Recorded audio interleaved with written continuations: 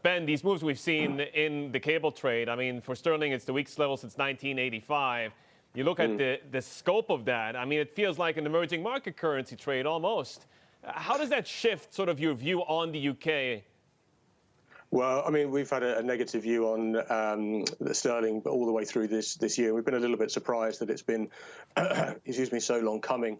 Been a little bit surprised by the scale of the move yesterday, but perhaps I shouldn't be surprised by anything at the moment. I think the issue you've got is the UK was in a very difficult state to begin with anyway. Obviously, it seems now a long time ago that we were talking about Brexit and the issues there, and for us that was a reason to be negative on sterling. But prior to that, what you had seen is investors moving back into sterling, and you had seen obviously a reasonable appreciation in the currency. We just don't think that was warranted. Now, the news that you're getting at the moment and the likelihood that we get a lockdown in the UK is looking much more likely. I think that absolutely is going to put more pressure on sterling, I think. Yeah, and Ben, you know, it's hard to distinguish how much of this is actually selling of sterling and traders unwilling to take positions against a surging dollar. But to that point of the prospect of a lockdown in London, what will that do to FX markets with the liquidity strains that we already have?